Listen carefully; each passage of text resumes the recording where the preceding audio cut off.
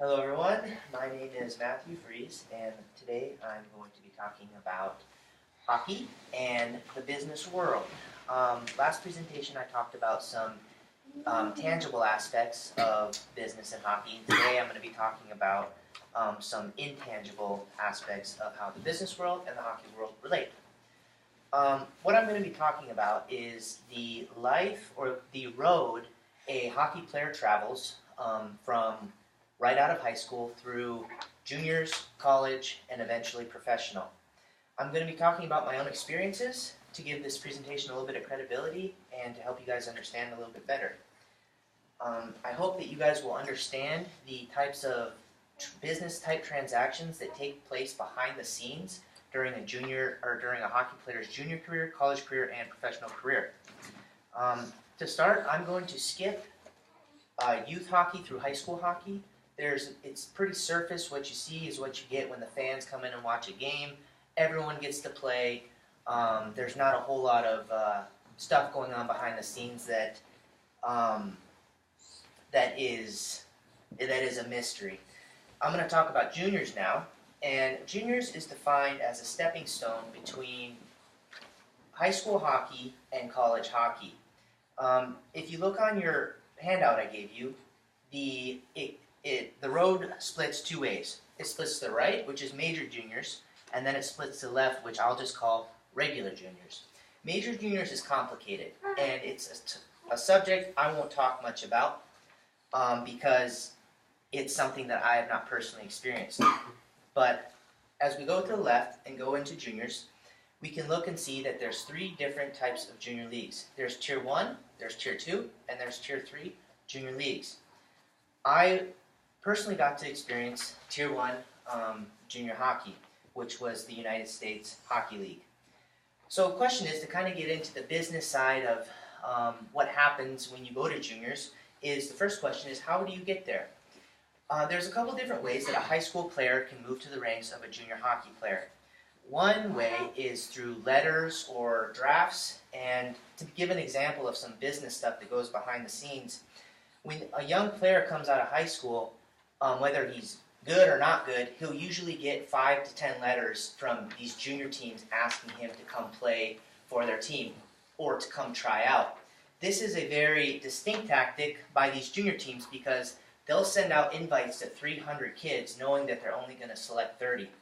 When these kids get these invites in the mail, they get excited and they go, their parents think that they're superstars, and the parents fly them down to these camps and they spend this $1,000 or higher amount on these applications to try out for this junior team, thinking that they're going to make it. Well, in hindsight, it's not really a fair chance because the teams know these kids aren't going to make the team. And what they want is they want them to fly down, they want them to spend the money, and then they want them to go home and they'll tell them to try again next year. And that's just one way, and it's not a scam. It's not unprofessional. There's real teams, real coaches, real seasons. Like, the team exists that does this, but it's just a way to make some money. So another part of juniors that I'll talk about is trades. And trades happen in and throughout the league of which the team is in. So the main point of a team when you get to the junior level is they have to win. And if they don't win, that team will end up going under. The coaches are going to lose their jobs. The stakeholders in the operation are going to lose their jobs. And when you get to that point, it's not about the player very much. It's more about business, and it's about making sure that the team wins. Trading, you can see that this type of relationship when you look at trades. Kids can get traded in a second, and they have no recollection of the kid or what his livelihood. All they want to do is get a new person in that's going to make their team better so that they can win and make more money. I was traded 2 times, and luckily it ended up to work out for me. But just imagine if you're 16 years old, you move down to play junior hockey, you're not familiar with who you're living with, you're not familiar with the city, you finally get settled in, and all of a sudden you get a phone call and say, you're moving halfway across the country, and you have to do it all over again. do that multiple times when you're 16, 17, 18, 19 years old, it can get hard and it can grow weary on you. So after juniors, there comes college hockey. Juniors is kind of like a fishing pond, and college recruiters are kind of like fishers. They can dip in and they can select who they want, who they think is going to make their team the best at the next level. This can be shown, how committed they are to these kids can be shown through something called scholarships. Everyone knows what scholarships are. Scholarships can kind of be compared to like a salary for someone who's working. They think that you can do this much for their hockey team or their organization, they're going to pay you this certain amount of salary or give you this certain scholarship. So once a kid gets selected to play college hockey, he will receive a scholarship anywhere from 0% to 100%, which kind of gives them an idea of how important they think they are to this college team. If they get to this college and say they received a full ride scholarship, that still doesn't make them safe. I've seen lots of kids who go to college on a full ride and they maybe play their first year and then they sit the rest of their career. I see kids go to college who go on no money and they play every game and they're superstars. So once again, the main point I'm trying to drive in is at every level you move up, there's more and more pressure on the coaches and more pressure on the organizations to win and to make sure that their seats are being filled in the audience. And they don't really care about the players as much as the spectators might think. They more care about winning, and they have to. Real story. In Tri-City, Nebraska one time, it was in between periods and we were losing.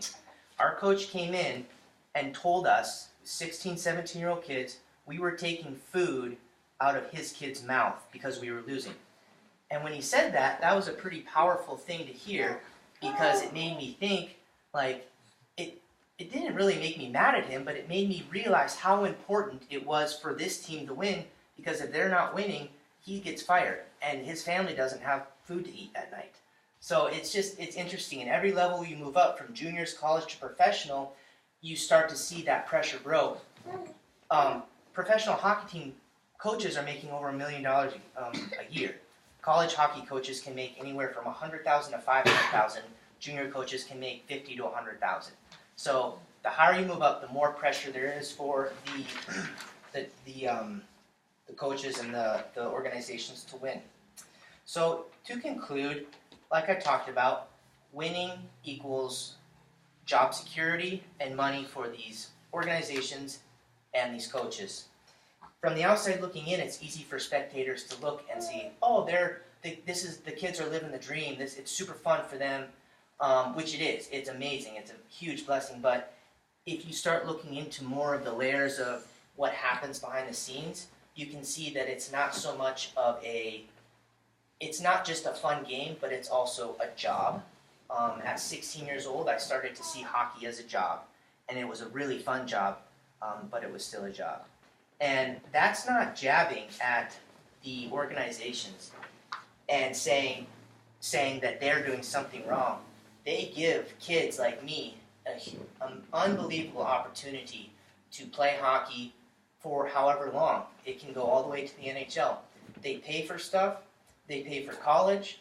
They pay for everything, and they give you an education if you can get to college. So us kids sign on the dotted line to go do this. It's not the Army. We don't get recruited without a choice. We go in knowing what we're up for, but it's a tough battle, and it's not something that is super easy, and it's something that it's a great way to learn, but it's not as easy maybe as some people may think. So that concludes my presentation. Thank you everyone for listening, and I hope you guys enjoyed it. Good job, Abby. Good job, Quinn and Bridger.